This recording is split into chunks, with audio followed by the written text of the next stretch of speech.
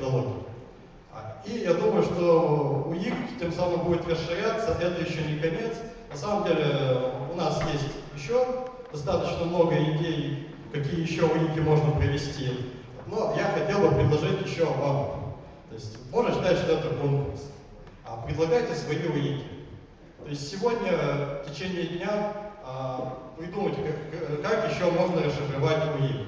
Пишите свои варианты, отдавайте на регистрацию, не забывайте указывать свое имя, можно просто прямо на визитках писать. И в конце дня мы авторы самых интересных вариантов наградим специальным призом. У меня тоже есть еще одна расшифровка для УИК, это Multi-Thread Community. То есть я думаю, что интернет-сообщество это как раз то, к чему в итоге все наши УИКи ведут. То есть вы все, собравшиеся здесь, тоже представители этого сообщества. И в целом это все, кто активно интересуется интернетом, пользуются не только разработчики, и те, кто делают интернет, а все те, кто пользуется как обычные пользователи, те, кто пытается использовать интернет для деловых целей, для бизнеса.